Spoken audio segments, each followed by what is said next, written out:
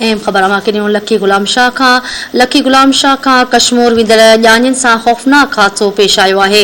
हादसे जे नतीजे में वधीक हिकु ज़ख़्मी फोत थी वियो आहे। अमां खे अपडेट पिया कयूं, जंहिंखां पोइ फोतियुनि जो अंग 4 थी वियो आहे। हादसे सबबि 20 वरियनि जो नौजवान इदरीस अहमद पुट गुल हसन ब्रोही ज़ख़्मनि जा सूर न सहंदे दमदणी हवाले करे छॾियो आहे।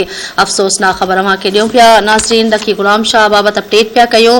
लखी गुलाम शाह खां कश्मीर वेंदड़ ॼाणियुनि सां ख़ौफ़नाक हादसो पेश आयो हो।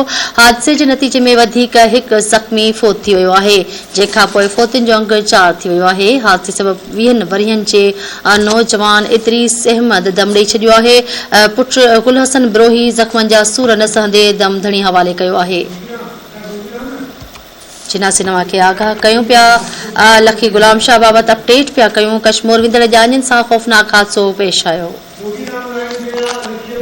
लखी गुलाम शाह खां धती टीवी न्यूज़ जो रिपोर्टर गोगीराम लाइन ते मौजूद आहे। जी गोगीराम, अपडेट कजो।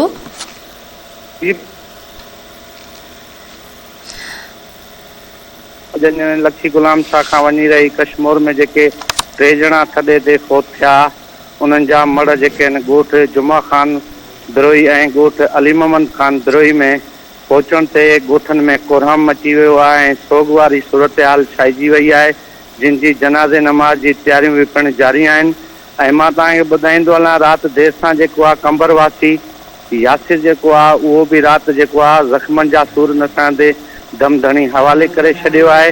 उनजो मड़ जेको आहे कंबरलग ॻोठ बदराबाद में रवानो कयो वियो आहे। हिन वक़्तु हिते जेका आहे हुनजी जनाज़े नमाज़ जी 3 ॼणनि जूं जेके आहिनि तयारियूं मुकमल थी चुकियूं आहिनि।